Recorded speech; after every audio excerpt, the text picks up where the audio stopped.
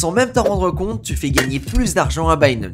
Je vais t'expliquer exactement comment. Binance génère de l'argent à chaque fois que tu utilises sa plateforme. Pour générer beaucoup d'argent, Binance doit générer beaucoup de volume. C'est-à-dire faire en sorte que les gens fassent transiter un maximum d'argent possible à travers leur plateforme. Et ce, peu importe que ce soit de l'achat, de la vente ou même du trading. Ce qui intéresse Binance, c'est l'utilisation de sa plateforme. Ils s'en fichent que les médias disent qu'ils n'ont pas l'argent, parce que ça fait paniquer les gens, et que quand les gens paniquent, eh bien ils vont vendre, ce qui va générer des frais à Binance. Et puis bon, Binance le sait très bien, quand tout le FUD sera terminé, on sera de nouveau sur la pente ascendante. Ce sera exactement les mêmes utilisateurs qui vont revenir et qui vont venir acheter, qui vont réutiliser la plateforme de Binance, et qui vont régénérer du volume, et qui vont donc venir faire gagner encore plus de thunes à Binance. On pourrait même penser que c'est dans leur intérêt de faire paniquer les gens, parce qu'au final, si après toute la panique qu'il y a, ils répondent toujours présents, ça veut dire qu'ils sont solides et surtout qu'ils sont crédibles. Et c'est totalement dans leur intérêt d'être là, de survivre et de pouvoir se relancer encore plus fort pour avoir un monopole lors du prochain bull run. Il faut bien comprendre que Binance, c'est probablement pas FTX. En l'espace de seulement 2 semaines,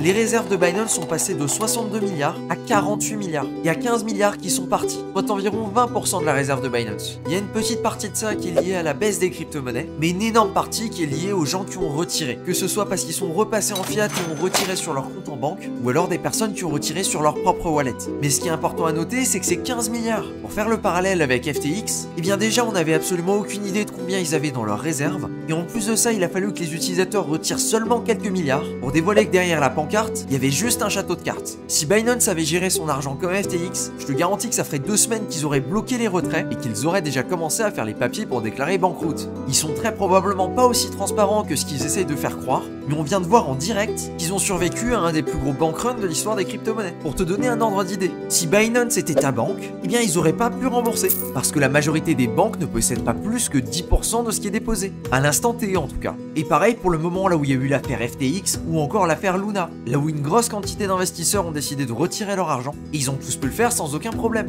Maintenant, ce discours-là ne veut pas dire que je garantis que Binance est solvable. La seule chose que je peux te faire, c'est te donner mon avis avec les informations que je possède à un instant donné. Les seules personnes qui sont au courant de son fonctionnement exact et de si l'argent est là ou pas, eh bien ce sont ses aides et des exécutifs haut placés. Ce n'est ni moi ni ton youtubeur préféré qui a l'information exacte. Comme d'habitude, je le répète dans mes vidéos, le principe de précaution prévaut toujours. Alors quand on ne sait pas, on prévoit tout simplement le pire. Mais ça veut pas dire qu'on a envie que ce pire arrive, parce que finalement les seules personnes qui ont une influence là-dessus et si effectivement ça va se péter la gueule ou pas, eh bien c'est les personnes chez Binance et ce n'est pas nous. Si tu veux savoir comment des fake news ont été publiées en masse et ont contribué à la chute récente du BNB, eh bien je t'invite à regarder cette vidéo qui s'affiche à l'écran. Merci de ton attention, c'était Cryptomage.